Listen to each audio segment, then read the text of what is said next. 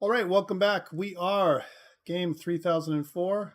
That's Mobile Game Dev 2 in the winter 2022 semester at George Brown, and it's week 9, part 2 of our broadcast. One thing I forgot to do is, I think I forgot to put this up, did I? Oh, no, it's here. Here it is on our second lab video coming up. That's pretty good. So we're sitting here at week 9, and again, things that are due this week are the alpha release, project part 5, alpha release due this week. We're sitting at week 9, and we're working on changing things to mobile this week. We've released the beta release details this week as well. Stuff that happened last week, we talked about the checkpoint, as well as what's due, alpha release due Sunday, third peer review due Sunday. Our lab 5 is due Saturday, and I've got the lab 5 lab report up right now. It's already up and ready to go. Eighth weekly report due next week, and our beta release, which is due week 12. So that's what's happening there. What are we doing today? We're going to convert our project to mobile. We're going to add mobile touch controls. We're going to add a mobile UI, right, as an example. We're going to test with LD Player, test with mobile or with a mobile device potentially, as well as some optimizations. We're going to talk about optimizations. We're also going to add in loading and saving system. That's what we're going to be doing today. So lots of little things to do, and always, as always, not a lot of time. Let's get to it. So starting off, like last time, I have duplicated our lab 4 from last day into lab 5. There it is. And I've removed the library folder from and just copied this over.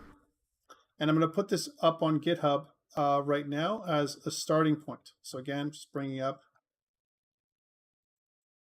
GitKraken. I think I did this with GitKraken last time. I always forget. And yeah. So, and if not, we'll just go right back into GitHub Desktop. I always forget because there's like so much going on. So this is like our, no, week 6. No, that's not it. I think it's this one. That's 3001. No, I think we did GitHub Desktop too. Always forget. It's just, I think I'm going to stick with one next semester. That's it. It's pretty crazy because every single time I do this, I'm like, did I do that? I don't know. It's okay. GitHub Desktop is really easy. Personally, I like doing it by hand, but then again, who cares what I like? Let's go into 401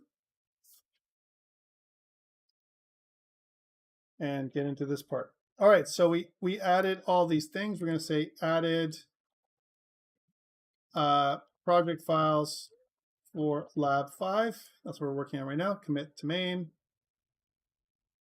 There's quite a few files, and push to origin. There we go. Again, this is before I even start. I'm just doing this so we get going. Lab 5, yeah. I know I'm losing track too. Hey, Liam, how you doing? Good, excellent. So let's open this up, and here's lab 5, and let's see how it's going to go.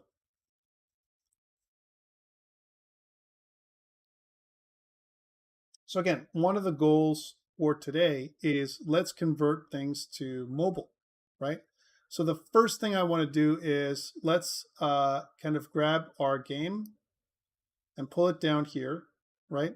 And right now our game is a WebGL type kind of destination. WebGL is 1024 by 768. We want to change it to simulator. We don't want to use necessarily the iPad simulator. We'd rather use, let's start off actually with the iPhone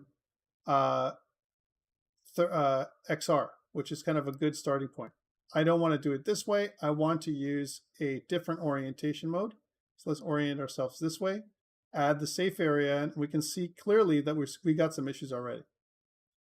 So that's the first part. The second part is, well, I want to change my canvas. So this is the first part we're working on, the canvas. So the canvas element, remember, has this canvas scalar. I don't want to use constant pixel size. Let's move from constant pixel size to scale with screen size. And let's decide that we're going to scale at 3040 by 1440, which is the size of our screen. We're going to match both width and height. So we're going to change this value to 0.5. That's the first change. So save. save the scene, save the project.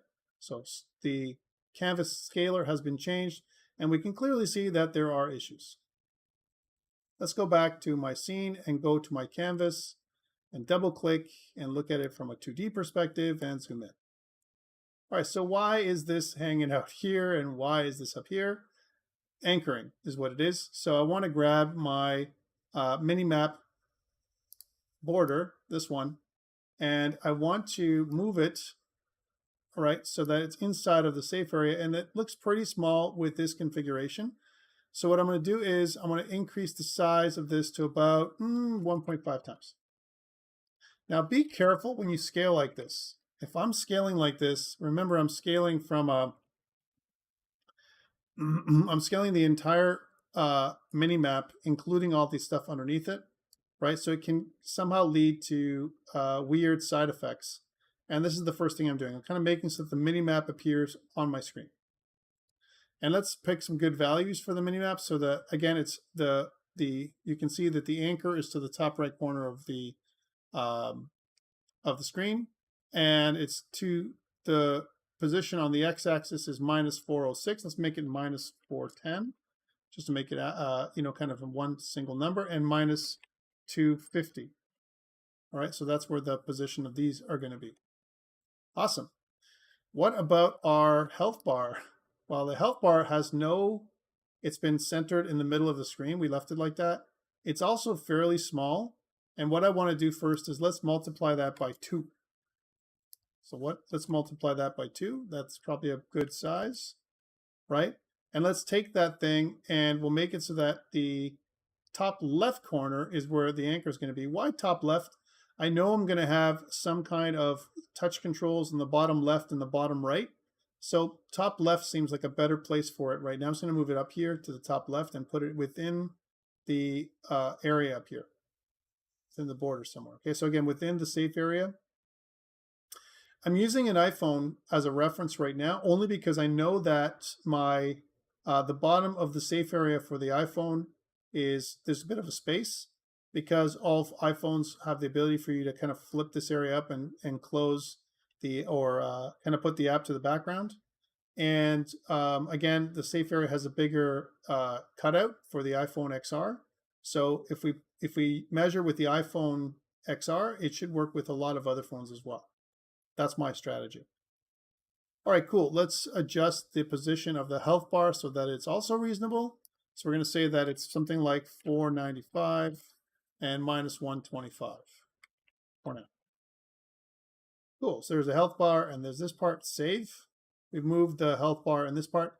Now we're going to use the same assets that we've had in the past, and up online, what I've done for you is inside of the labs folder, inside of lab 5 assets, then you can see a link to that joystick pack if you forgot where it is, or if you didn't include it last time, or if you weren't part of our class last time for whatever reason, right? So you can still download it. But what I want to do, because most of us have it, I'm going to go to Package Manager, and I'm going to just look for under My Assets, I'm going to search for Joystick, right? So there's that joystick pack, and I'm going to import it, all of it. And I'm going to use the joystick pack for a number of different things to set up our user interface. So the first part of our lab is setting up our mobile touch and porting this over to mobile, right? So it's the first part. So now that I've got my joystick pack, I don't like where it is. I'm going to make a new folder in my assets. New folder. Let's call this external assets. And external assets is what I've just got. I just got a joystick from somewhere else, not mine. I'm using it. And maybe it's something that I want to replace eventually. That's why I've named it external assets. Cool. So what I want to do is I want to take my joystick now and pull it into my canvas. So again, double clicking on my joystick pack, there's some prefabs. I want to go and grab a fixed joystick and drag and drop it into my canvas, right, which is right here. I want to pull my joystick so that it's inside the safe area. And I also want to make this about 2 times as large, let's say, or 1.5 times as large, something like that. That's probably a little bit too big. Let's make it about 1.5 times as large.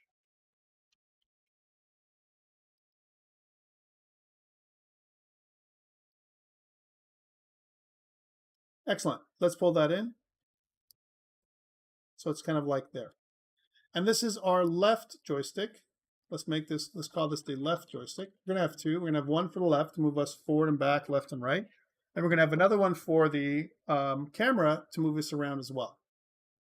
Okay, so here's our left joystick. And again, from anchor perspective, it's going to be the bottom left corner of the screen. The position is going to be something like 385 and 320. That seems to be about right, right? Maybe we want to move it a little bit over, just a touch more than 385, just to be kind of perceptually the same as this part. So something like 405 and 320. That's probably a good size for the left joystick. I'm going to do a couple things. I want to change the alpha transparency. I didn't do this in the first class, I forgot, to something like 0.7. So it's kind of somewhat transparent, right? So 0.7. And then I want to duplicate it. So Control D, duplicate the joystick, call it the right joystick, and move it to the right. I don't want to move it all the way to the right because I want to give space for my buttons to be put in, just like as if I was using a controller. I'm going to have a left stick and a right stick and some buttons on the top. And this is where I'm going to put the buttons on the right kind of area right here underneath the mini-map, right? So this is my right joystick. Okay, so left joystick, right joystick. And so that's pretty cool. And what I want to do now is let's start designing my buttons. So this is my left and right joystick, and let's do my buttons as well. So for buttons, I'm going to add in a new button, but first let's make that right joystick aligned to the bottom right. Just before I forget, bottom right alignment. And let's add in those buttons. Okay, so again, I'm going to right click on the canvas and go to UI, and I'm going to add in a button. We've done this before. It's a bit of review for some of you. I'm going to push it over to the right side and down and kind of over aligned with my other object up here, which is my mini-map. My mini-map border, again, on an x-axis perspective is a -410. Because my button is going to be towards the bottom right corner, let's do that. So we'll take that button and align it towards the bottom right corner of the screen. So it's going to be relative to the bottom because just like this is, right? Then we should have the same -410 as an example for that button. But the button is square. We don't want that. We want the button to be round, and we're going to use a different thing here. We're going to use the handle. So if I type in handle, we have a handle plane, which comes from the joystick pack, which is going to make it more round or circular. We want to change the width to 160 by 160, which makes our button round. Now this is pretty big, and you're going to see that if I put the other buttons in there, it's going to be, again, probably too far away from the joystick. I probably want to put it a little bit to the left, but I'm trying to align it nicely with the mini-map. I may have to move this aside. So let's say if I do that, I'd rather move it as close to this part of the screen as possible to give myself more room on the right side, which means that just from an alignment perspective, when I look at this button, that let's move it to something like -520, right? If I do -520 for this, then I might as well do -520 for this to keep it in line, -520, right? Again, you can see that they're in line now, right? Which is what I want to do. Okay, cool. That's fine. So that's my button. But my button, that's going to really be my A button, right? So that's what it's going to look like, my A button. And my A button is going to have a color. So I don't care about the color tinting right now. I mean, again, I could keep the color tinting so when I hover over, it does something, or when I press onto it, it has something like that. That's okay for the A button. But let's change the default color value for the A button to a green button. So fully green, no blue. And what I want to do is when I'm the value of my text, my label in here, instead of being a button, is going to be A for now. Okay, and I want to make it bold. I also want to make it adaptive, and maximum size will be something like 50. All right. Again, you can make it bigger if you want.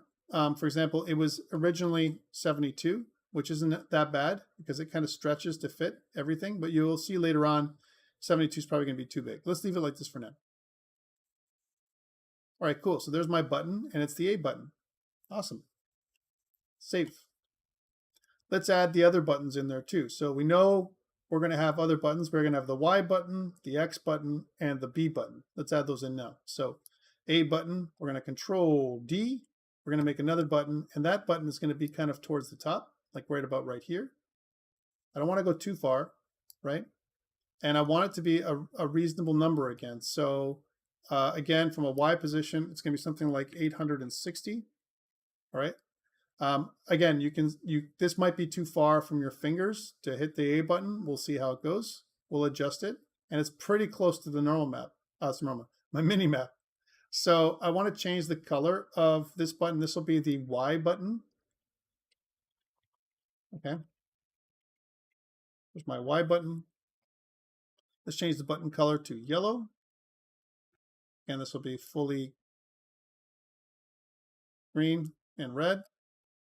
And of course, inside this will be Y by default. Okay. There's the Y button. Okay, excellent. Again, if we want to move these down, we can. We will in a second. But first things first, let's make the buttons first, right? So that's the Y button. Let's copy paste the Y button. So again, Control D, make this another button. So we're going to kind of come over to this part over here, just so that it slightly touches and come down, right? So it's kind of like this. Okay, so somewhat in the middle of the two. Okay, with a good spacing. I'm using my eye right now, but we can use numeric or numbers later. Y position 700. It looks like the right one, or maybe 710. That might be okay. 710. Obviously, this Y button isn't going to be the Y button. It's going to be the X button because I'm just using the joystick, the Xbox controller as a guide. Again, this is all review for most of you because we've done this kind of thing before. So this will show X in here, okay? And this won't be yellow, it's going to be blue because the X button is a blue button, right? So again, I'm just gonna color it so it's blue. I'm gonna say there's no green in there. But when we do that, the color of the text is too dark. So let's change the color of the text so that it is white. There's white color. There's the X button. And then let's copy that. So Control D, right? Let's make that button, we'll call it the B button, right? There's the B button. And let's make it so that it says B at the bottom. And let's move it across. Let's change the color. So instead of it being blue, it's going to be red. Fully red. Fully red. Wow. And let's move that across. Again, what you want to do is just, my measurement was I was just touching. So a little bit further out.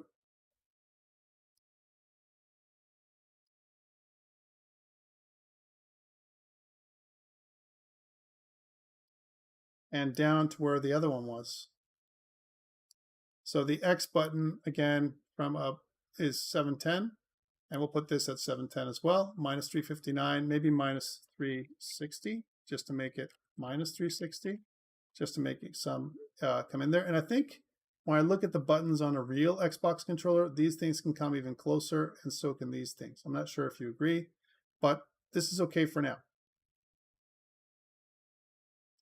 All right, so we have our buttons, but we want to kind of surround them with an empty parent. So again, right click and select all these buttons, and then do something like, first of all, make sure that all of them are pointing down to the bottom right corner of the screen. That's where the anchor should be. And I want to create an empty parent, which I'm going to call on-screen buttons. On-screen buttons. And now what I can do is I can take that whole thing and I can move it kind of down if I need to, so that it's kind of a little bit closer to my controller. Okay.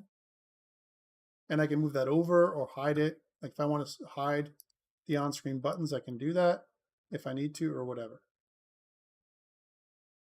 Save. So on-screen buttons are there. I got my on-screen controls. And what I want to do now is I want to surround my my left joystick, my right joystick, and my on-screen buttons with another empty parent. Let's do that. So create an empty parent, and we'll call these on-screen controls. On-screen controls. Now, things to note, okay, which is what I want to do here. For my on-screen buttons, they are all the on-screen buttons themselves. This entire block, it's centered, which means it's to the center of my screen. That doesn't make any sense. I want to make this go to the bottom right.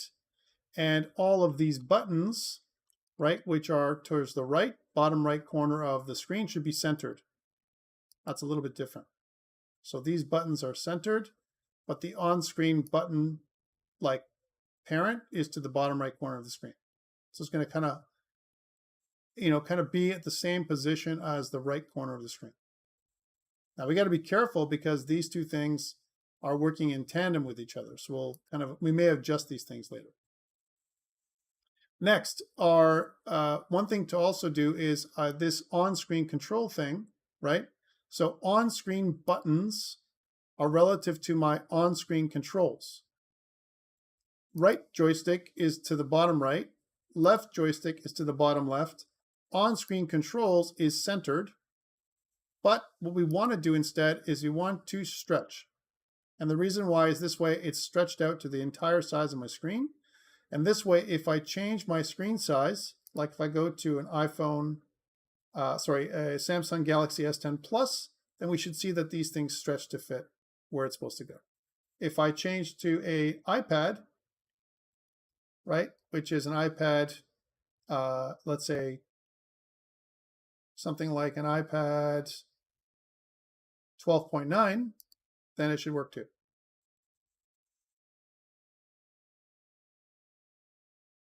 Let's go back to our reference phone, which is our Samsung Galaxy S10 Plus, which we have our controls set up. And this is a pretty good setup. Save. And let's save this file, save project. And we've kind of added our on-screen controls. That's our first step. Again, we have other work to do here, but this is a good start. So we're going to say added on-screen controls and push. Again, I'm trying to complete all the piece parts to our lab report. And the lab report is up. It says make on-screen controls, which is part of the first thing we're doing. All right, I want to wire them up now. That's what I want to do. And I want to remove the ones that make no sense and add some functionality. For example, right now I don't have a real use for my X or my B button. My A button is going to be my jump, and my Y button is going to turn off my mini map. Okay, that's how I'm going to use them. Again, you may disagree, or you may want to change them to be doing something else. Maybe you're going to make your mini map button somewhere else, as an example, and not even have a Y. But for now, I'm just going to add it in so we have something. So I want to take my on-screen controls and I want to make them a prefab. So here's my on-screen controls. Take them, make them a prefab, please. And this way I can always export them, and they're saved in this particular configuration, which I can use over and over again. Awesome. Now I can go ahead and feel comfortable changing some of these things, not a problem. So in my on-screen buttons, I want to hide my X and my B buttons. So these X and B buttons, I'm not going to show them right now. My A button, I'm going to rewrite. So it's going to say in here, it's going to show jump. This is going to be my jump button. And let's change the maximum size to 50.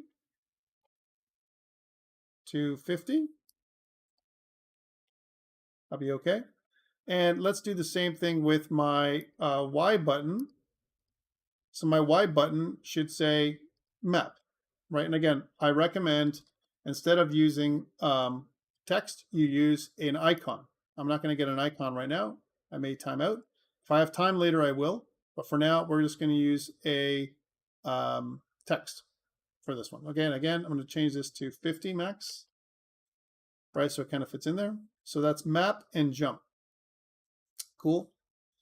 And we're just going to keep these buttons on the screen right now. And what I want to do is I want to press the jump button and jump. The map button is going to toggle the mini map off and on. These controls are going to be wired to work nicely.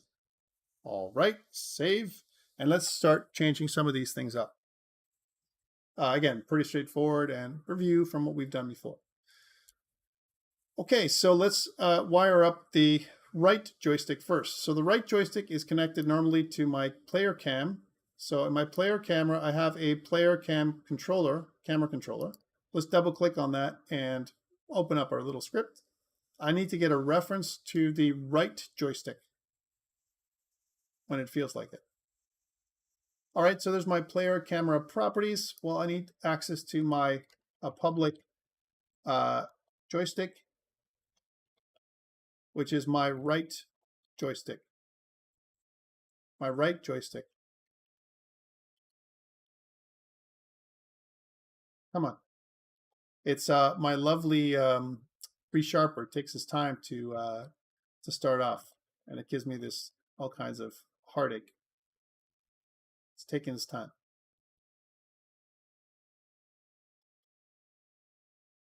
You know, sometimes I like it, and sometimes it bugs me. All right, so there's my right joystick. One thing to note is we're going to have a problem in a second. You're going to see. I want to replace my mouse X and mouse Y. For now, we're not going to keep these. We're going to duplicate them, though. And we're going to change this, we're going to comment these out. And I'm going to use my right joystick here instead. So right joystick dot horizontal and right joystick vertical times some kind of mouse sensitivity, which we're going to rename refactor rename. So again, refactor rename to control sensitivity.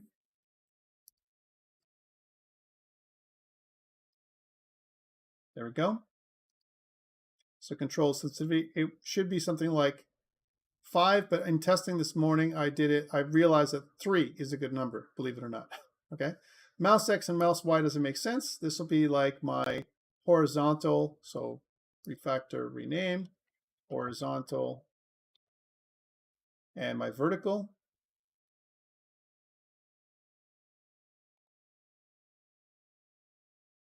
And that's okay. Let's go back out from this script to here and get a reference to my right joystick.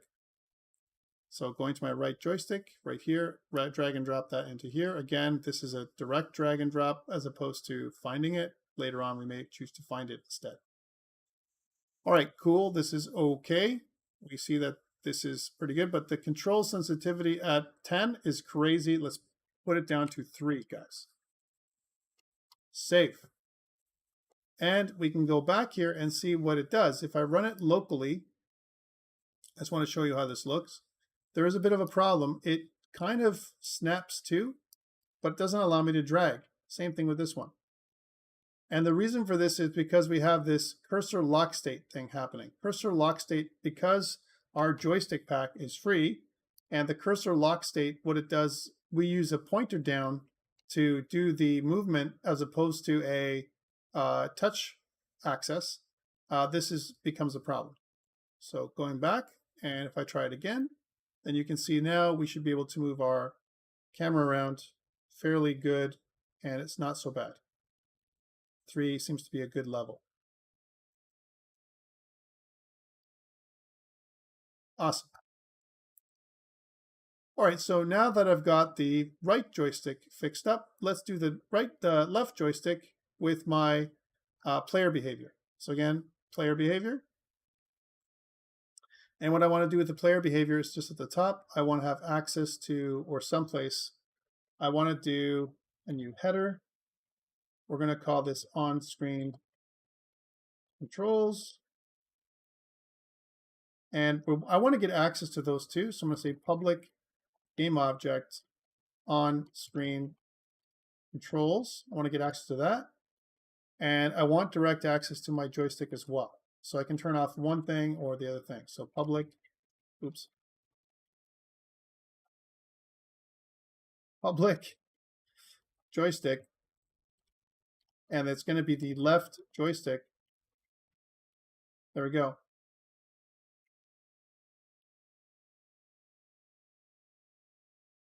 And my left joystick is going to be,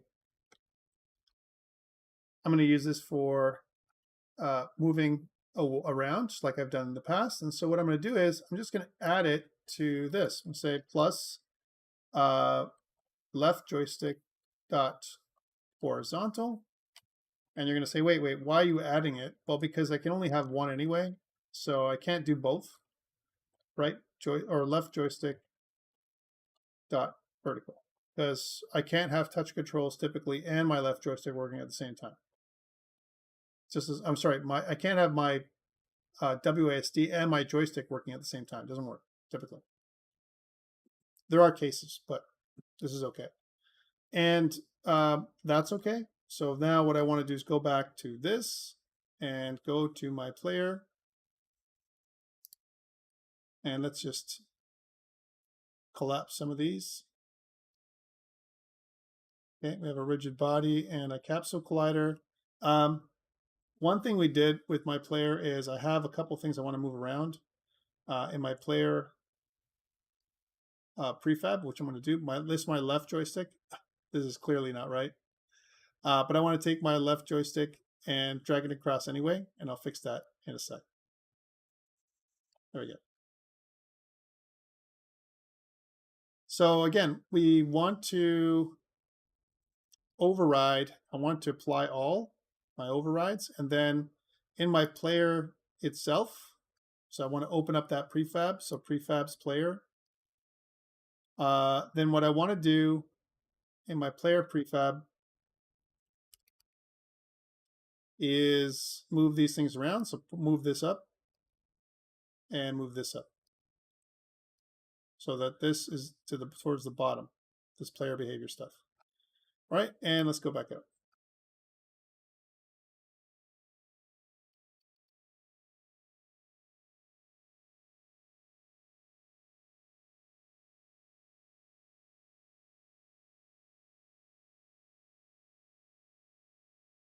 Okay.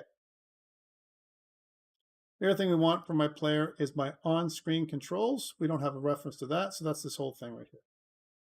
And again, player, apply all. On-screen controls, and this way I can toggle on or off on-screen controls, all of them at the same time, okay? What I want now is to test it. So let's test out that thing so that we can see that it works. So this is pretty good. I can turn around. And that might look pretty crazy wild, but the reason why it does that is because it's a lot more difficult to use locally than it is to use online. Okay, so that's pretty cool, or on the controllers. This is good. I'm pretty happy with that. And that works. I want my jump button to jump and my map button to toggle this thing off. So I want two of those things to work with my on-screen controls.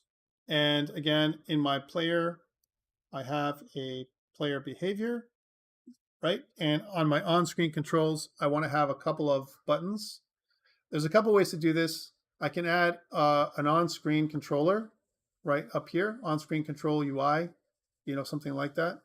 The UI controller right now does a couple of additional things, right? But it's part of my game controller, right? This is my, and what it does, it handles my health bar, and it should really be this should really be my health controller, right? Which we're going to get to later on.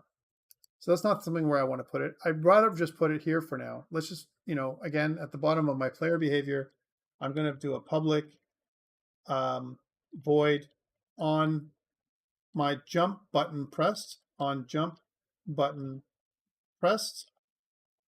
right? What is it going to do? Well, it's going to do the same thing as my jump button does right now. I'm just going to grab this if statement and put it down in here. And we don't care about the jump button being pressed. We just care if the player is grounded in order for them to move. So that's my jump button pressed event. And then the other one is my public void on map button pressed. Okay, on map button pressed, I want to toggle the map button on and off, but I don't have access to the map, the mini map, which means at the top here, I want to get access to that. So I'll probably put it between my on-screen controls and my joystick, but it doesn't really matter. Just in order, it should be something like this: public game object minimap.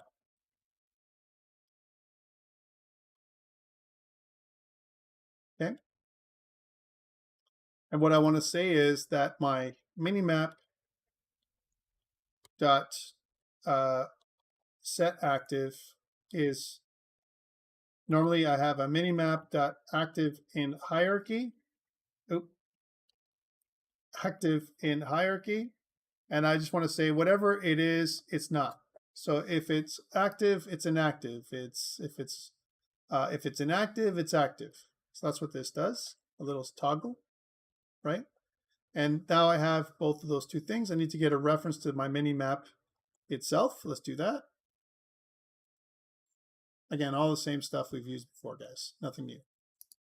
So here's my player, and I just want to wire up my mini map. So here's my mini map right here.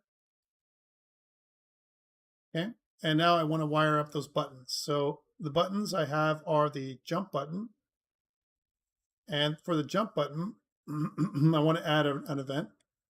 Drag and drop the player in there for now, and do a player behavior, and then it's going to be the on jump button pressed event that's going to trigger that button to work.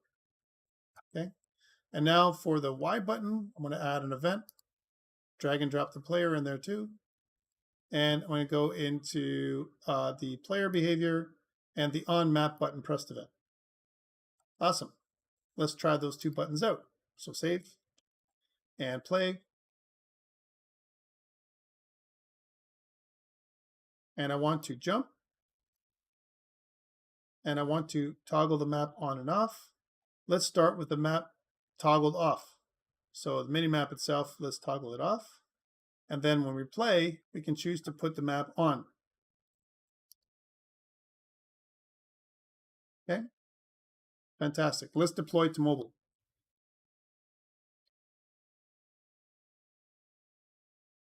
Let's deploy to mobile. So let's save first, file save project, close it off, and upload this part to GitHub.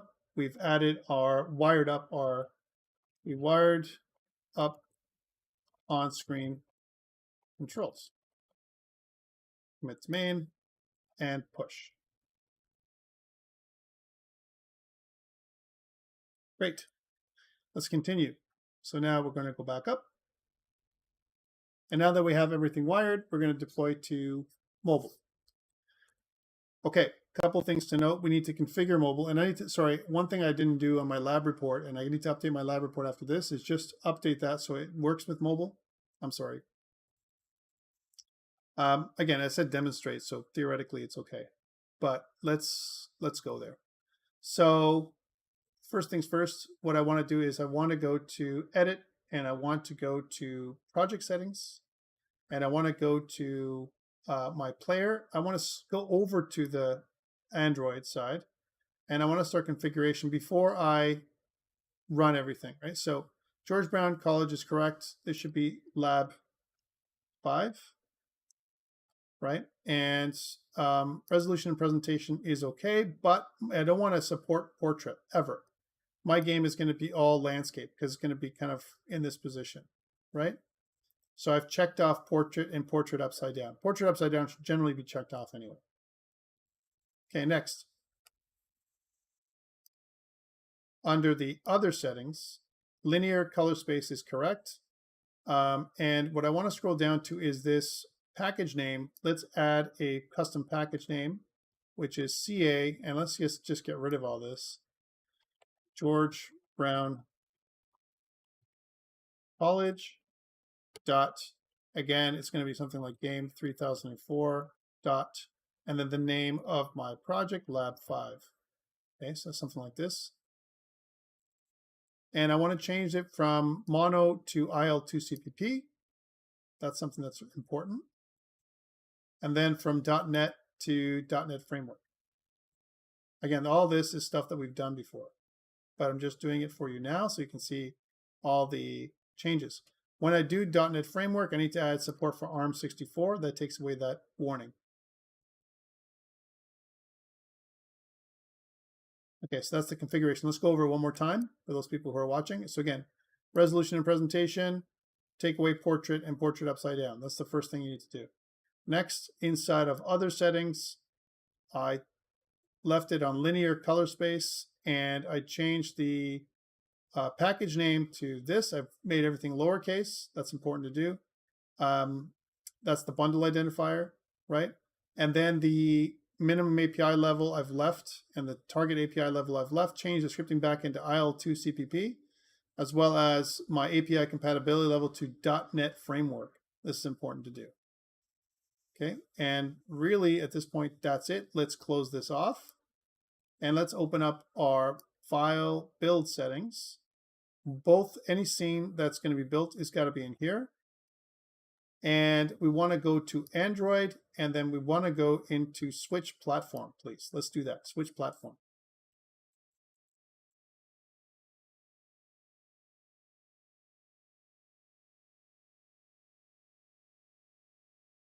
And once we've switched to platform, let's wait for everything to compile. Good, looks like it's compiling still. And what we should do is run LD Player at this point. So let's open up LD Player. There it is. Now for LD Player, as soon as it's done running, let's do some changes. We haven't used LD Player since, for most of us, Lab 5, yes. For Lab, let's just get rid of this. Is from this morning. Let's just get rid of this just so it doesn't clash. There we go. For LD Player, what I want you to do is make sure that it's up to date, please. So go here where the little hamburger is, and then go to check for updates. Okay, please check for updates. Make sure there's no updates. If there is, then download and install the update, please. So we're on the same page.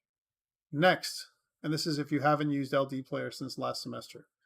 Next, you want to go to settings and you want to go to advanced customize and make sure that the width and height are 3040 and 1440 respectively, a DPI of 480, CPU has 4 cores, RAM is 4 gigabytes. Model should also be changed to a preset, which we're using the Samsung Galaxy S10 Plus. That's the one I'm choosing. So please select that one. And then game settings, audio settings, network settings, shortcuts, and wallpaper, no change. However, other settings, you should make sure that ADB debugging is set to open local connection. Then save, please. All right, now that we have everything configured for my LD Player, let's go back to Unity. And in my Unity, I want to go to where it says Run Device and click Refresh. Okay, because you want to be able to find that one, phone, which is the Samsung SM-GN975N. It's the emulator that we just put up with LD Player. Please select that. And now that we've selected this, now we're ready to build and run. We've got our LD Player running, we've updated it, we've configured it, we've refreshed Unity so we can see it, and then we can go build and run. If we do build and run, we get to select the folder. I'm going to make a new folder called Builds. And inside the Builds folder, double click, I want to put in a new file name. We're going to call this lab5.apk, and then click Save. It's going to do its construction dance now. It's going to build, our Lab 5. I'm going to spark out for a bit because I always find that whenever we're building, that it takes a lot of resources. Okay. For the people that are here, I see Herman, Liam, Lucas, Mandeep, Michael. Are you with me? Are you good to go? Are you doing what I'm doing?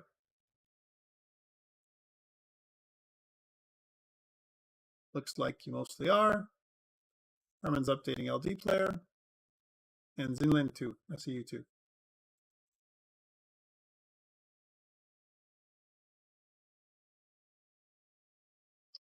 Okay, Michael's good.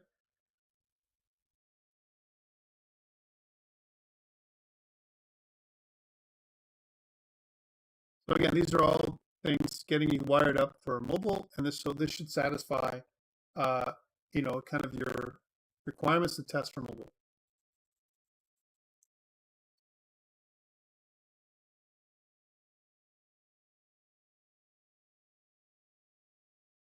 Again, it's taking its time, and the next one we're going to do after this is we're going to talk about saving and loading and different strategies for doing that.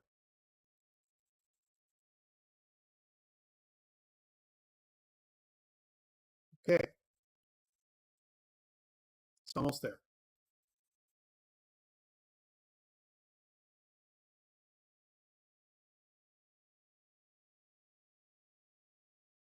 I find that always this is the longest piece. When you first build your APK, it takes the longest, and afterwards updating it isn't so bad. Especially if it's something simple that you're going to update.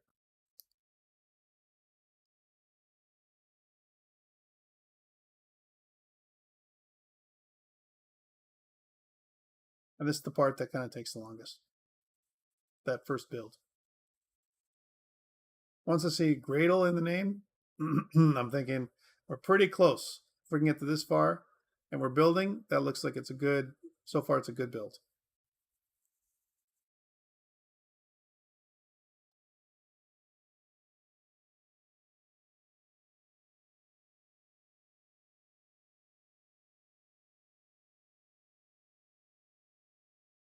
And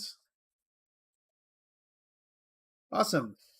So, okay, let's go into our LD player, and sure enough, there we are. We can move this around now. This is, like I said, 3 is probably around the right level, right? And I can use the fallback controls for moving around to kind of scatter around with this and then see how this looks. Not bad. We can jump, we can kind of look around, and the look around controls are pretty good in terms of how it can work. It's not so crazy. I think 3 is a pretty good sensitivity. Anything beyond 3 is probably going to be bad. All right. I can turn my map on, and there's a bit of, I'm getting a bit of artifact from resizing the map, and this is something we need to adjust at a later time, right? So that's our map, but we can turn the map off when we don't need it, which is pretty cool. Our health is up here, and again, we can move around, we can hunt for coins, we can get hit by this thing, which is what I want to do, right? And you can see that I'm taking damage. So that damage works, everything works. Nice. Excellent. All right, so that is a test of LD player, and we know we've kind of demonstrated that our screen controls work. That's great. That's our first part. Let's put this up on GitHub. So file, save project, and close this off, and we'll say tested on-screen controls, tested on-screen controls with LD player. Okay, so commit to main and push to origin. So far, so good. We've done all of this pretty much. Now let's get into loading and saving. That's a new thing. So up here, what I've done is we talked about quest building as well and different things. And then what we did was I said there's a couple of good ways to save. One way is using player prefs. Advantages of using player prefs is it's really super easy to set up, like super, super easy. Yeah, I'll do that in a second. Can you show me the canvas scaler? My joystick is oval. Yep, no problem. Disadvantages of player prefs are it's meant to be used with small amounts of data and it's not secure. Okay, so that's the disadvantages. Let's get into that so I can get Liam his stuff.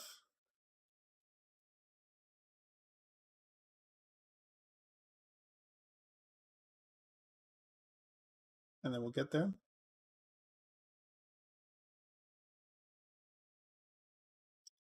Right, so on-screen controls, again, what I was on-screen controls are stretch.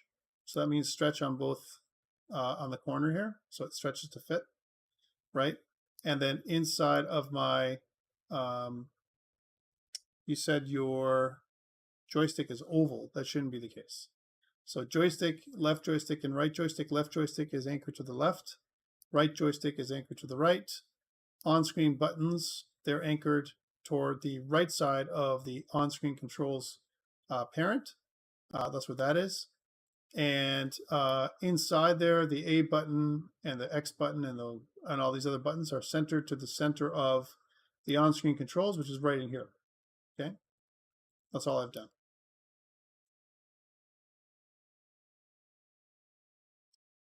Okay, so hopefully that helps. So going back then to this player prefs, what I want to do with player prefs is I've given you a couple of online. I've shared some. Can I select the canvas? Sure, I can do that. The canvas in canvas scaler is 3040 by 1440, and screen match mode is match width or height, and it should be 0.5. Hopefully that helps. Okay, so yours are slightly different than this. All right, so yeah. So going back there, I've given you a little bit of code, and I want to make a game save manager that allows me to do some of this for me. Okay, so let's make the script first. And we're going to kind of use two buttons, maybe a save button and a load button. Okay, so save and load. And we're going to put them kind of at the top left corner of the screen. I'm going to copy some of these buttons to get it done. So again, on-screen buttons first. I'm going to grab my, kind of my Y button, which is this top one right here. I'm going to do Control D, right, as an example. And I'm going to take that button and we're going to move it across over here to the top left. And we'll change the color so that it's something like an orange color, right? And we'll change the text. Instead of it being map, we'll make it so that this is save. Doesn't matter, save, load, right? So save on the left, load on the right, or load on the left, save on the right. Doesn't really matter. These are just example buttons to help us test our saving and loading system. What I want though is for the button itself not to have any kind of script. So let's just remove it right now. Okay, and let's call this the save button. Save button. And let's remove it from in here, from inside my on-screen buttons, and put them on my canvas. And what we want to do is on my canvas itself, I want to use the save button. I want to change my rect transform so it's on the top left corner of the screen all the time. Okay, again, these are just buttons. Eventually we're going to replace these with something better. From a position perspective, 346.5 doesn't make sense. Let's make it 350. And this might be 285, minus 285. 285. Very good. All right, let's copy this one. So again, Control D or duplicate. And then let's pull that one across. So pull this across over here. So there's going to be a save and then a load. All right, so this will be the load button. I want two buttons just to test loading and saving. Load button. And I may have done it the other way around. Like load and then save. Again, it doesn't really matter because we're just using these buttons as just ways of kind of demonstrating this. The load button, let's give it another color. So let's give it this color just to make it so it's different. Save and load. Okay. And that's okay. We have two buttons. We want to take away, again, any kind of function that's associated with them right now. Both buttons should be targeted to the top left corner of the screen. Awesome. So when I click the save button, I want the save game save manager to save. And when I press the load button, I want the game save manager to load our last saved data. Okay, that's what I want it to do. Save. And what I want to do is I want to make a new script. New C# script. We're going to call this the game save manager. Game save manager. And now let's think about where that loading and saving stuff is going to be. Well, you know what? It might be a good idea to put it on the game controller. That might not be a terrible idea. So game controller, let's take that game save manager and put it on there. There it is. Let's double click on the game save manager. And in here, let's think about what I need. I need access to these two buttons, right? That's what I'm going to do. But what I really want is to go back to that PowerPoint and grab these two functions. So I want to grab these two functions, void save game, void save game function and the load game function. Let's grab those two things, copy them, and go right into our code just underneath the update and paste them. I'm not going to use the save and update, start and update functions right now, so I'm just going to delete those. And let's make this private. So private save game, private load game. Now, what this is trying to do, right, is it's trying to, it's giving us examples of how this works. This is how player preferences work. Player preferences is an object. We can set int or set float. We can only set, primitives as an example. One thing you can't do with player prefs is you can't go player prefs dot, and then there isn't an array. You can't set an array of anything. It's just floats, strings, or ints. That's it. That's all it does. Okay, so really limited in terms of the data types. So we don't need these two because we're gonna, I don't need a string. I don't need the integer. What I want is to get, save some information from my player as an example. So I'm gonna get a public reference to my player's transform, which we're gonna call, it's gonna be the player itself. There's the player. And what I want is for the player to save the data here inside of my save float. This will be the player X position, player X position, or we might want to call it player position X. I might maybe make it more sense. And this will just be the player dot position dot X. All right, that's what's being saved. It's pretty straightforward. And we'll just copy paste those a couple times. Right, this is player position dot Y. And these names are unique there because these are the keys and these are the values that are being stored. So it's storing it almost like in a dictionary in a key value pair kind of format. Awesome. So that's what this does. That's the save game. Load game is the other way around. This is kind of a serialization function. So this is serialize the player data, and this will be deserialize the player data.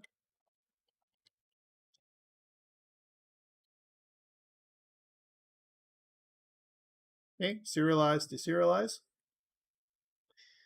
Instead of checking for has key save integer, we don't have that, but we can check one of these. If one of them exists, the idea is that all of them do, right? So to save, what we want here is a couple things. Let's set up a var x, right, is equal to the x position, right? And we don't want int get int. We want it to be, let's do this over here. Sorry. We want to kill this. We don't care about integers and we don't care about strings. Let's get rid of this too, right? We want to get a float that is the x position, and we want to save it here in x. We want to do that a couple times, right? So copy paste, where we deserialize these things. So that's y and z, and make sure these are y, because they have to be the right keys to get the right values. So we look at get float, whatever this key is, to get the value of those. We return them in x, y, z. And then what we want to do is we want to set the player transform to those things. So we want to say player.position is equal to a new vector3 object, x, y, z. However, this won't work because the player also uses a character controller. So we can say player.gameObject.getComponent character controller. We want to enable is equal to false. And then what we want to do is change the position, and then enabled is equal to true. right? Like we've done before. Okay. And at the bottom where we say else, I don't like this format, so I like to try and put it like this: debug log error. No error. There's no data to save. And those are the functions.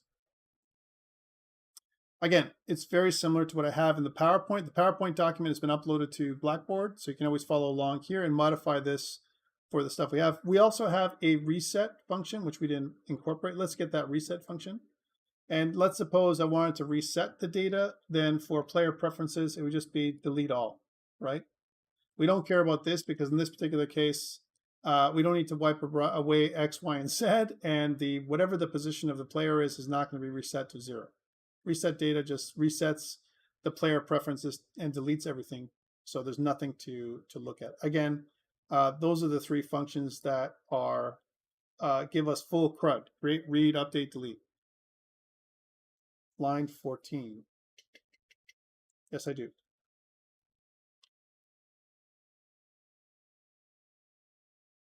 Go. All right, and that is my stuff. Thank you, Lynn. All right, so if everything went well and we did things properly, we can test this. And the way to do it is to create a couple of events. So say public void on save button pressed. Then we want to save game. And public void on load button pressed. We want to load game. And let's wire those 2 things up. On load and on save, let's wire them up. So save this script. Let's go back to Unity. We have some things to do. In our game controller, we need a reference to the player, right? So the player, that's what we're saving, the player transform data, right? In this case. And then what we want to do is we also need to wire up the buttons. So again, the save button, we want to drag and drop the game controller on there. And we're going to say that game save manager on save button pressed, and the load button, we're going to drag and drop the game controller on there and do the same thing with the on load button pressed. So very, very simple way of wiring those things up. Save. And once we're done all that, let's check it locally, and then we'll check it on the device. So run locally.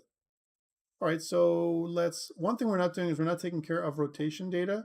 We don't care about that. We're just moving our player around. So we're moving around so that way they can look at another part of our map.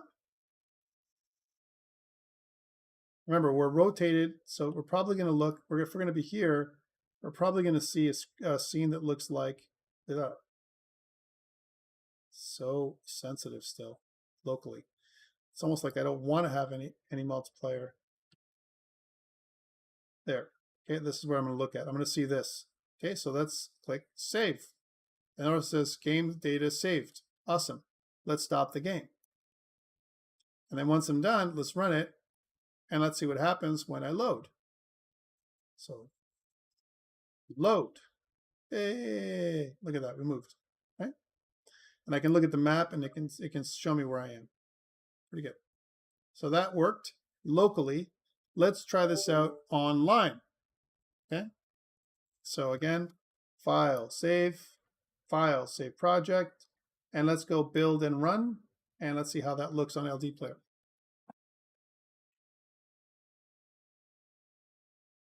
So saving, super easy to do, right? You know, with player prefs. Okay, problems with player prefs. It's not really great for large amounts of data. If you want to store some configuration data, you know, whatever, you want to store some one object's data is okay, but for a whole level, you need to come up with your own scheme to do it. You could do it. It has a capacity, but the problem with it, it's pretty clunky. And there's 2 other ways to do it. One way we're going to talk about today, which Herman talked about, which was using binary formatter. The other way to do it is you can use a clear text file as well. That's something you can do. Clear text is obviously bad because then your player, a malicious player, can come in, open up your files, modify the values, and they can cheat. Potentially in your game, we don't want them to do that. Binary format's better because it's binary, right? But there are some more complexities around that as well, right? And the other way to do it is to put it up on a database like Firebase, and Firebase is an online database. The advantage of that is you have a lot of capacity to store whatever you want. You can develop a login, logout kind of system as well, authentication for the player. You can do that. And you can also save any kind of data, world data, right, in kind of a JSON format, and it's online where no one can mess with it, right? It has nothing to the files aren't local. Disadvantage of this is when you have to have persistent connection to the internet. If you don't have persistent connection to the internet, well, you can't save and you can't load. That's really bad, right? So issues. All right, so let's go back into LD player and see what I can do here. So again, let's try it in LD player. I'm just going to move my character around in LD player. Again, remember that I don't have control of my my angles. So I don't have angle rotational control because what I mean by that is even if I'm looking in this direction, I only will be probably looking in this direction because I don't have control. So this is where I want to save the game here. And let's click on save. Okay, one thing to note is in Unity, if you go back to Unity, we can see that it says game data saved inside of Android Logcat. So this is a place where you can see that there's stuff that's loaded. Okay, that's pretty cool. Excellent. Let's kill the game. So going back to here, let's stop the game. And then let's run it again. And it should start us from the beginning again. There it is. And then when I press load, boom, we're back to this. So that worked too. So it worked both on locally and up on Android, which is pretty good. Okay. Awesome. That's checked. Let's go back up online and let's close this down. File save project, and close it up. Now for your lab report, I'm going to ask you to demonstrate both player prefs as well as binary format. All right, so just demonstrate that in your video, like I'm going to show you here. So I'll say something like created save load system with player prefs. Okay, so bump, push to origin, and let's go back into Unity and do the other one. So again, player prefs, really super easy to use, not really big, small amounts of data are good. Things like I want to change the color, I want to change the volume. Configuration data is great for player prefs, super small and no issues. You're not going to you're not going to have some kind of save slot or anything like that. It's not required. Other things you can put in is button changes, any button mapping, control mapping, all that stuff is okay for player prefs. It's not a lot of data, and you can store every piece of it at once. Once you save everything, it's saved. When you come back, it'll remember what your settings are. Great things. But the bad thing is more complex data is difficult to handle. You can do it, but it's a lot of work because all you can have is string, floats, and integers. And it's absolutely not secure. So you can go in there and read the file. It's clear text, and you can modify anything you want. Okay, that's player prefs. Binary formatter is, on the other hand, another way of doing it. And this is, again, thanks to Herman, who recommended it. So again, you can serialize and deserialize binary data this time. It takes a bunch of different things. It kind of will take integers, floats, and strings. It'll take also arrays. That's also something it can handle. So for example, if I want to save a vector3 object, I can save a float array, which is something that's really great compared to just saving individual integers and floats and binary or strings. You can save arrays of those things, which is pretty cool. So that's good. So it supports that. It's way more secure because it's binary. Again, can you break down binary and read it? Yes, if you get a binary reader, you can do that. And there are other methods to encrypt your data which is something that you may want to do again from a security perspective. It can encode large amounts of data.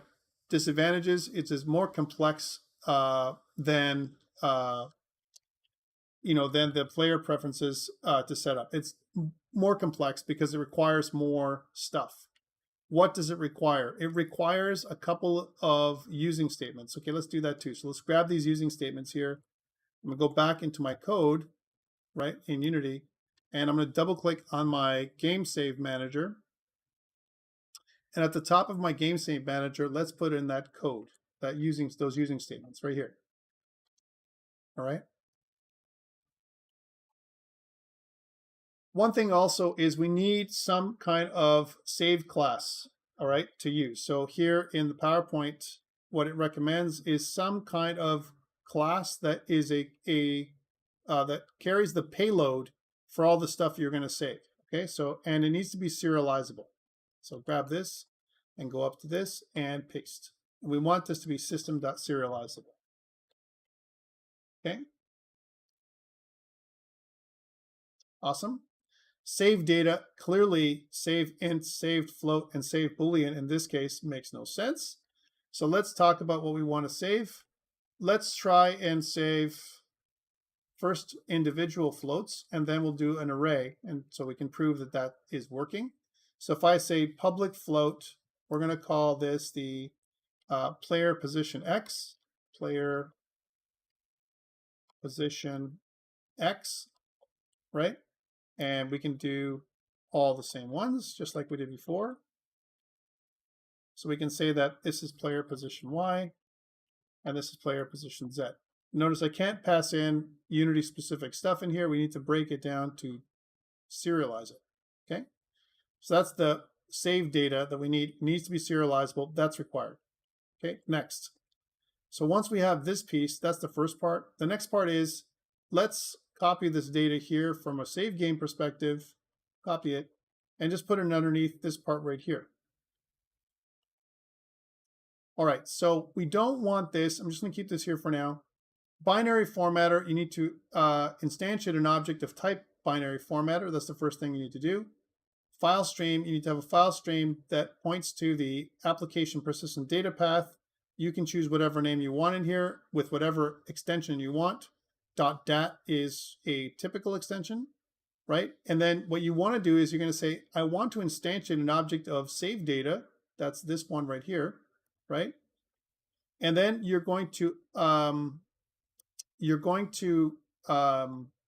set up the properties. So data dot, and then the first float, which is player position x, and then that's going to be equal to the player position dot x, this one. So that's what's happening here. So you're going to kind of copy the data or assign the data from here into my payload class, right? That's what you're doing here. And then you're just going to copy paste. Right? So this is going to be y and z. Okay, same idea. Then you're going to use your binary formatter to serialize your file. This is the file, and you're going to pass in the data to the file, and you're going to close off that file. We don't need this anymore. Goodbye. So that is your save game version, your binary data version of the save and load. How about loading? Similarly, we're going to grab this load function, and we're going to go down to the bottom of this one and paste. So remember, we serialize, we're going to bring it back the same way, and we're going to keep this for this part. We're going to delete the rest. So if my file exists for application persistent data path, whatever the name of your file is called, again, here we're hard coding it, but you could certainly have a save slot that's named appropriately. Then we're going to say, hey, binary formatter, make a new binary formatter object, make a new file object, file open. And what I'm going to do is I'm going to look at that application persistent data path, which is different on every platform, loading that file, and with the file mode that we want to use is open. Okay, once we've done that, we've opened a file, we've used the binary formatter, we set up a new data object where we're going to cast our binary formatter And we're going to use deserialize, the deserialize method, to deserialize the file that we've opened and save the data inside of the data object, okay? And of course, this will be data dot, again, player position X, and it's going to be saved where? Well, similar to what we're doing here, var X, right? So it's kind of the same thing, var X, and we can just copy paste. So var X, var Y, and var Z. Again, very simple, silly way of doing it right now, but the idea is that you can save 3 floats for this position. We need to close the file just like we've done here. We always need to close the file. Make sure you do that when we deal with a binary format or a file stream. Please always close the file. Leaving open files, bad things. We don't need this anymore, except for once we have the data, we need this. This is identical, right? So that's something we need to do either way, where we have to kind of set up, take away the character controller or disable it, set up the new vector3 and do that. So this is kind of the work we have to do for one thing. And let's get rid of all this. Again, I'm doing it long form. There's quicker ways. All right, cool. And let's do this part. And let's grab this error log and put it here. So that is your load game. Last part is the reset, which is a little bit more complex. The reset also needs to open up the file. So we're going to do one of these. There's our reset data. And reset data is going to do this, where it's going to say, hey, if the file exists at application persistent data path, whatever their file name is called, then delete it. And then we don't need to do this.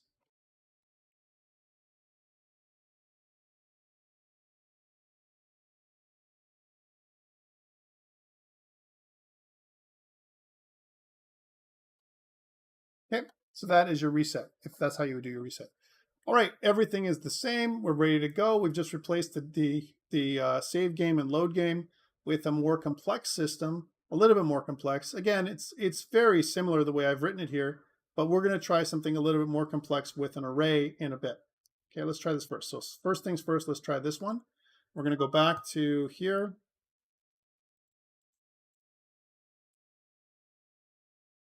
And we're going to run it. And let's do the same thing. So again, we're going to move or change our look. So we're looking towards the right. Wow, is this crazy?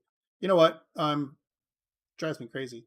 It is even quick with everything else. And I find that the player itself, that the camera controller, even at 3 control sensitivity, is too much. I'm going to step it down to 2.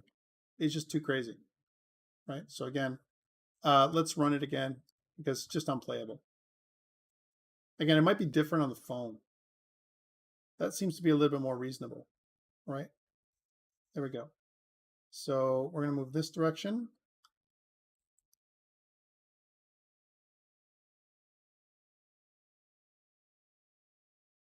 And we'll go further down. And we're just going to look over here because that's where it's going to see. We're going to see this big tower. There we go. That big tower there is going to be seen. And what if I click load? Load actually says loaded data.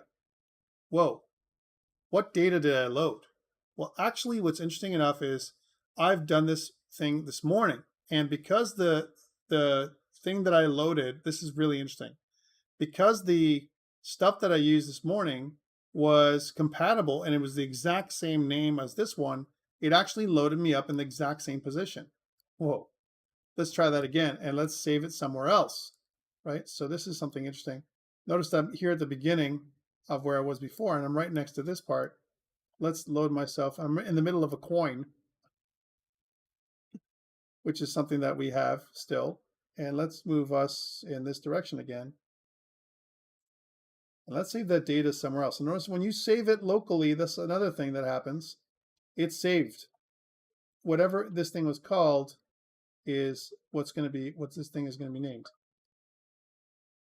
All right, so this is what I want to look at and save. So data saved. Cool, let's stop. And then if I run it again, and I press load, bam, I'm here. And so it works. So both ways work okay. Okay, excellent. So that works okay. I can still run around and look around. Excellent. Let's try this on mobile. So file, save project. And I want to build and run. Build and run. Now we're using a new data saving and loading, kind of strategy.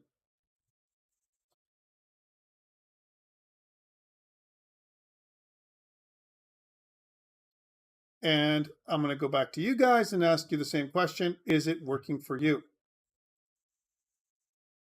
It should be.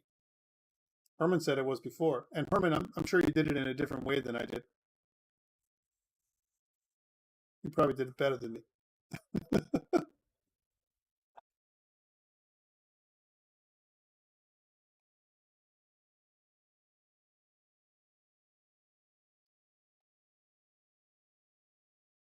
All right, so we're just loading it up again. And let's see how this is going to work.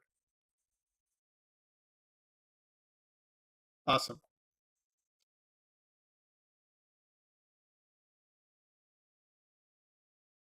All right. And almost done. I like this finish phase.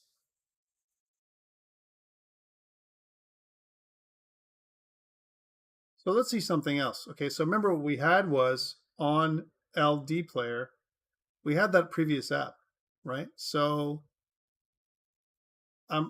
here's something I want to ask you guys. What do you think is going to happen with LD player if I press load now? Will it give me an error, right, inside of my logcat like it should?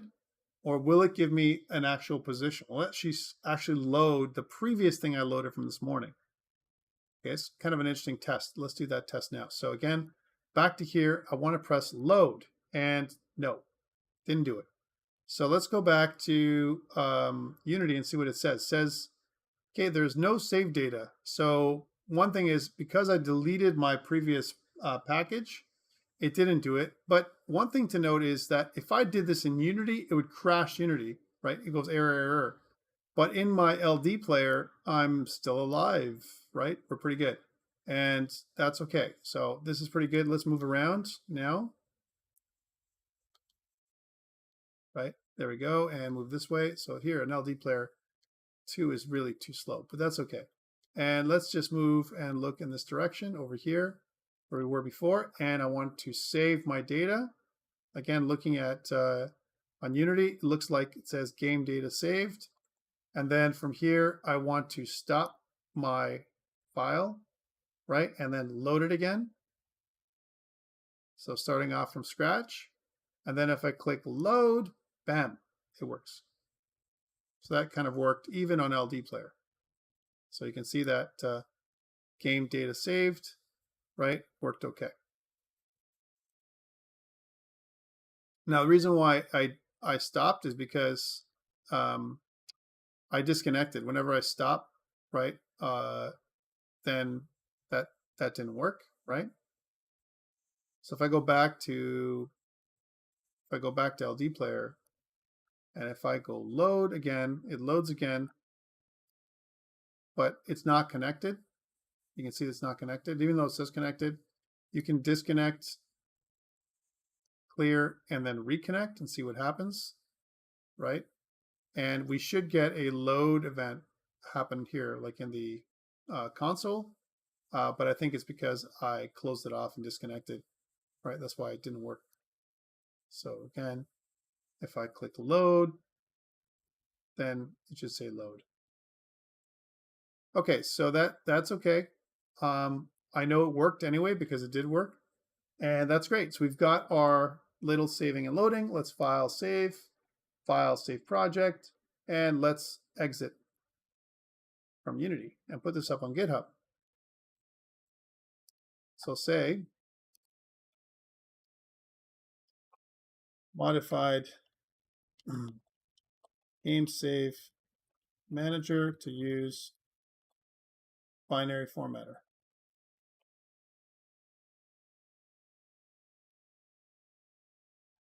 and push. So binary formatter, I think it's a really good solution if that's available. And I've used, kind of a binary formatter before in C#. That's like old hat, really, at the end of the day. It's not difficult to think about. But if it's available for cross-platform, for mobile, for WebGL and stuff like that, that's amazing. It's like the best thing ever. Because really we can compress stuff if we want to as well. There's a lot of stuff that it can handle. You can make a very complex class. And let's try now to make it something more complex before we end for the day. And just try and kind of use our class in a different way. So what if instead of having a float data like this, can we not make a float array of position? So let's say a float array, right? That's what we want. We want to call this, we'll just call this player position, right? What about if we did that? Is that good enough? Can we do that with our float array? And let's not just save player position. We have the whole transform data. Let's also do our player float, right? And we want to do player rotation. Let's do those two as well. This is a little bit different than what I did earlier today, but hey, why not? If we're going to do one, let's do the other. So, okay, cool. So player position, let's try this out. So we'll say dot player position dot 0. That's what it's going to be, is this. And we just have to change this value, right? So we can say that player position is this, 1 and 2, right? That's works okay. That's how we save. And let's see if this works. I'll grab the same thing. Now, I got to be warning you that this is a little different. So if I said player rotation, let's grab this one. So player rotation, and then I'm going to get the player dot rotation. Now be careful, it should be local rotation, right? And be careful what you save, right? Because if you save local rotation, or it's really what you want to save is local Euler angles, right? Rotation has Euler angles in degrees relative to the parent's transform rotation, right? So local Euler angles is probably what I want to save. X, Y, Z. Okay. How do I load this back up now? Okay. Well, it's going to be the same way on the way out. So I'm going to grab the player position, right? So player position 0 and player position 1.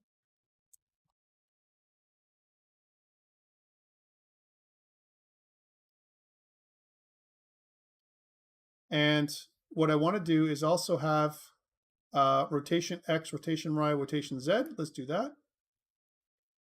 I'm going to grab all those things when we make our new objects. So rotation Y, rotation X, rotation Y, and rotation Z.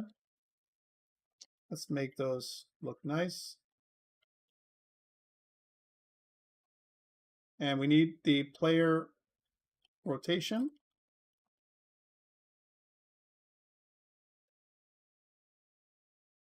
And we set up a player position.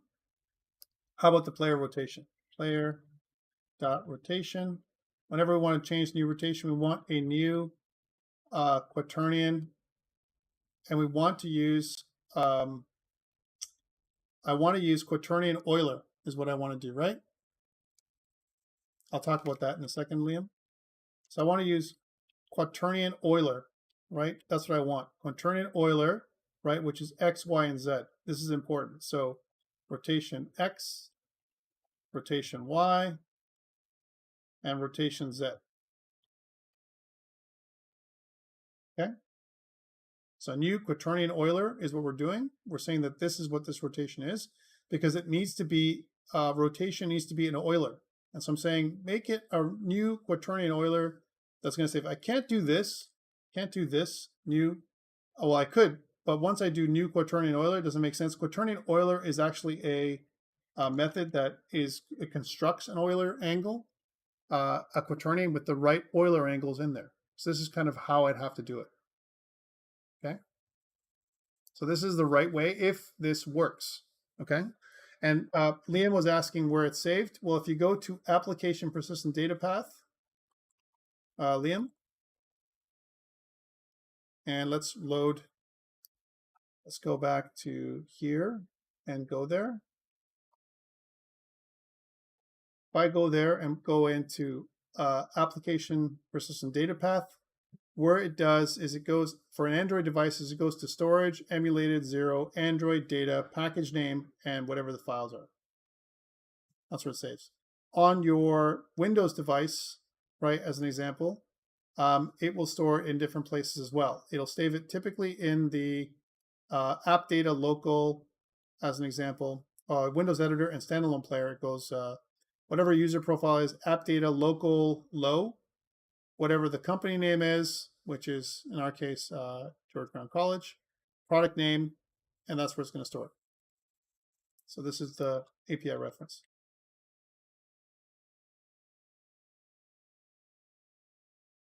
All right, so let's go back to this.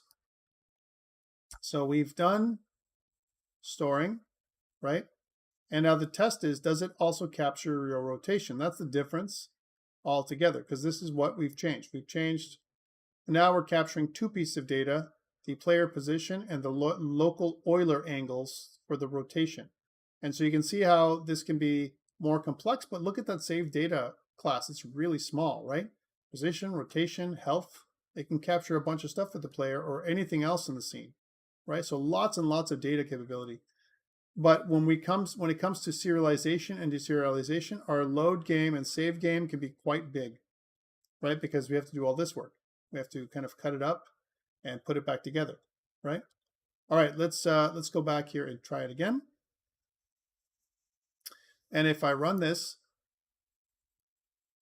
now I want to also save my not my position, but also I want to save my rotation. So let's look in a particular area. Let's see if we can find ourselves looking way over here at this particular angle right here, like this. If I click save, then we have an issue.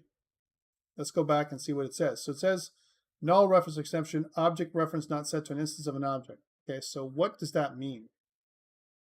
It says that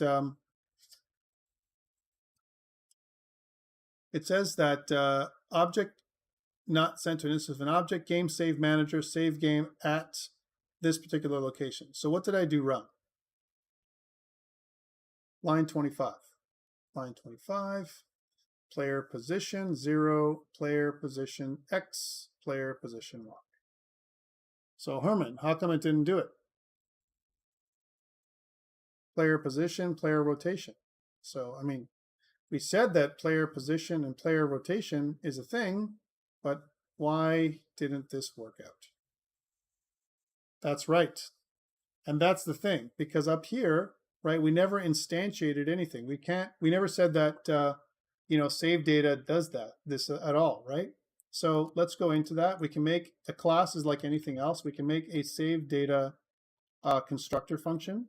And in our save data constructor function, we can say that player rotation, or let's say player position, is equal to a new, right, array of type float. Can you do this? New array of type float. Can you do this? You can do that in Java. This is exactly how you do it in Java, right? But for you would do a float array.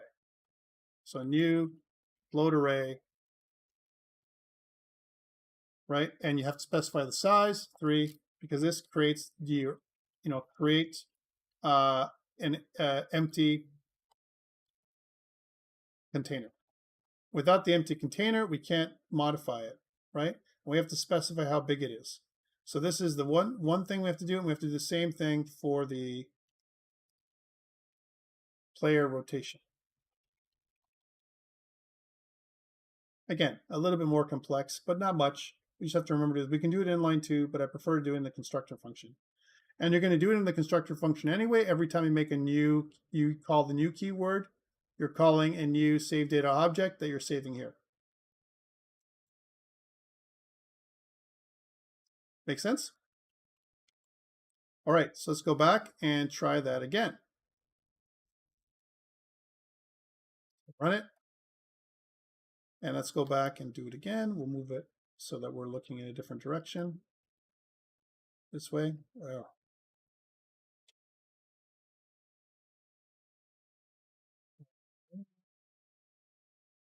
Moving down here, and I don't care what the direction is. It's just like this. And let's move it so that there, something like this. Okay, and save. Game saved. Look at that. Okay, stop the game, and then load the game. Let's see if it gets that angle too, not just the location, but also the angle. And pretty good, right? Angle's also saved. Pretty good. Awesome. So now angle, location and angle is being saved, and this is pretty good. So now this is a bit better. I'm not going to test it on LD player. We know it works. If it works locally, it's going to work remotely. Okay. In this particular case, because we've tested it. All right. So this is good. File, save project. And let's close this off. And that's really it that I want to cover today. Any questions around the saving and loading process? So I'm going to say something like added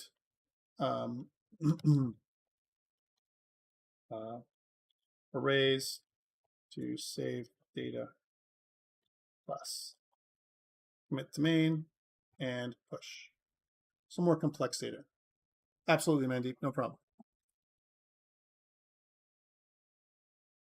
Any questions around this for today?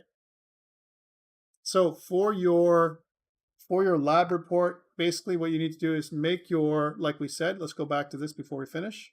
So